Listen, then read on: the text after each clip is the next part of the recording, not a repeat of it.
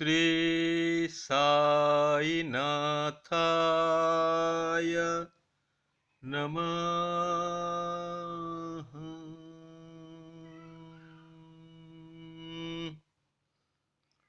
ओम श्री साई सच्चरिता अध्याय 10 साई बाबा का विनय विनयशीलता। हेमांड पंत क्षमा प्रार्थी है। हेमांड पंत अंतर मन से क्षमा मांग रहे हैं, प्रायश्चित कर रहे हैं।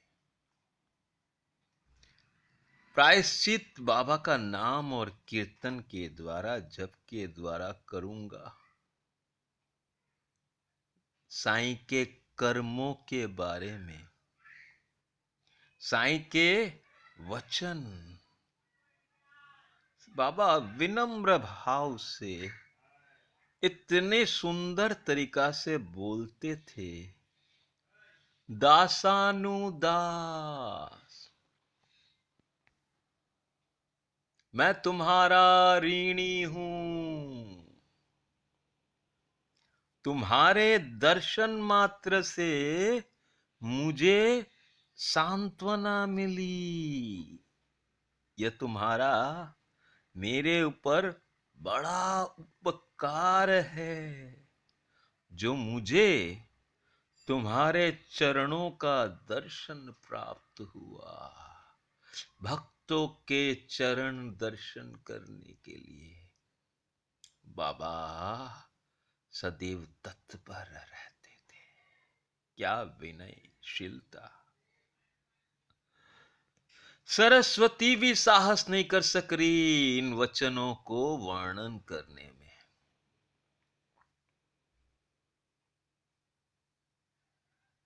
साईं की विनयशीलता, बाबा के कर्म बार बार विनम्र भाव से हमारे विवेक को जगाने आए हैं। हमारे विवेक को जगाने आए हैं। याद दिला रहे हैं। सदैव बाबा के होठों पे एक ही नाम, अल्लाह मालिक और मैं दास, दासानुदास। मेरे शब्द सदैव अर्थपूर्ण हैं। गीता में ये सब बातें लिखी हुई है।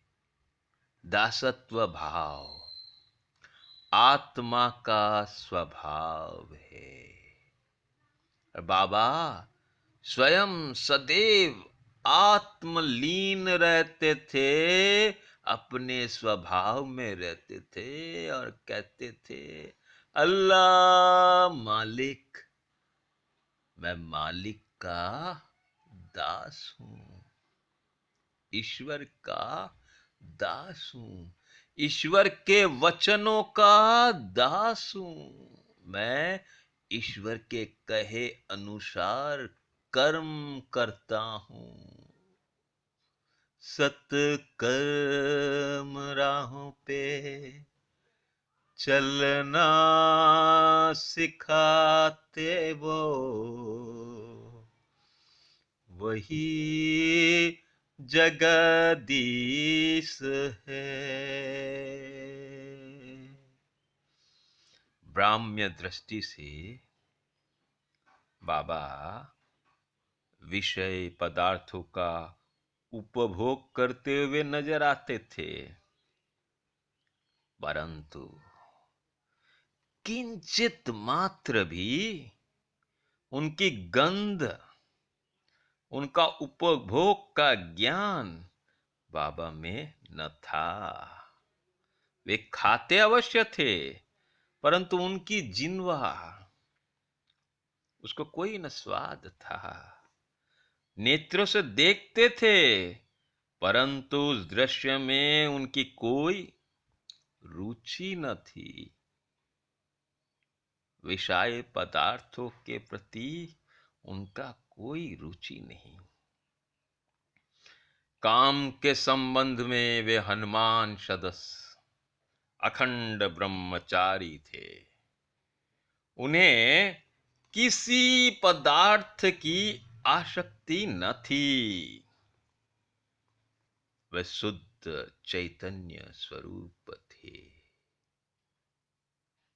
साईं बाबा शुद्ध पवित्र चैतन्य स्वरूप प्रकृति के परे थे। समस्त इच्छाएं, अहंकार और अन्य चेष्टाएं विश्राम पाती थी। साईं संक्षेप में तो वे निस्वार्थ, मुक्त और पूर्ण ब्रह्म थे।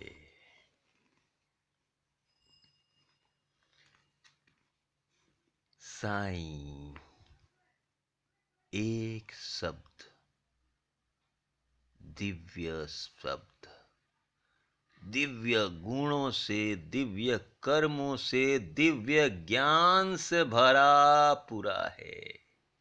साईं एक लीला के माध्यम से हम इस दिव्यता को जानेंगे। साईं नाम लीला के माध्यम से। नानावली, शिरडी में नानावली नाम का एक विचित्र और अनोखा व्यक्ति था। वह बाबा के सब कार्यों की देखभाल किया करता था। एक समय जब बाबा गादी पर विराजमान थे, वह उनके पास पहुंचा। वह स्वयं ही गादी पर बैठना चाहता था, इसलिए उसने बाबा को वहां से हटने को कहा। बाबा तुरंत ही गादी छोड़ दी। नानावली गादी में जाकर विराजमान हो गया। थोड़ी ही समय वहां बैठकर वह उठा। बाबा को कहा, आप अपने स्थान ग्रहण कर लीजिए। बाबा ने आसन पर बाबा बैठ गए। यह देखकर नानावली उनके चरणों पर गिर पड़ा और बाद में भाग गया।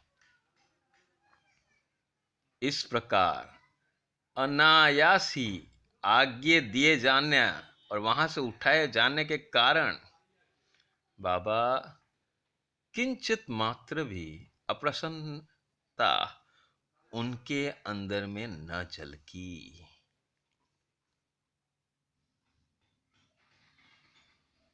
जैसा वचनों में कहते हैं, वैसा ही आचरणों में पाया जाता है। बाबा कभी विचलित नहीं होते थे। उनके लिए सुख दुख सभी एक समान है, क्योंकि बाबा प्रकृति के परे रहते थे, आत्मलीन रहते थे। दिव्य भाव, दिव्य दृष्टि, दिव्य कर्म, दिव्य ज्ञान संपूर्ण रूप से साईनाथ के हर कर्म में झलकता था। मन का कार्य विचार करना है और बिना विचार किए वह एक क्षण भी नहीं रह सकता। यदि तुम उसे किसी विषय में लगा दोगे तो वह उसी का ही चिंतन करने लगेगा, और यदि उसे गुरु को अर्पण कर दोगे तो वह गुरु के संबंध में चिंतन करता रहेगा। आप लोग बहुत ध्यान पूर्वक साईं की महानता और श्रेष्ठता का श्रवण कर चुके हैं। यही तो स्वाभाविक स्मरण और पूजन और कीर्तन है। संतों की कथा का स्मरण उतना कठिन नहीं है जितना कि अन्य साधनाओं का, जिनका वर्णन हम कर चुके हैं। साई सच्चरिता, साई का आशीर्वाद है। साई सच्चरिता की उत्पत्ति स्वयं श्री साईनाथ ने की है। साई को प्रेम करना है, साई सच्चरित्र के एक एक भावार्थ, मर्मार्थ, शब्दों के अंदर भाव, भाव के अंदर मर्म अर्थ छुपा है और आनंद प्रदान करती है साई सच्चरिता। ओम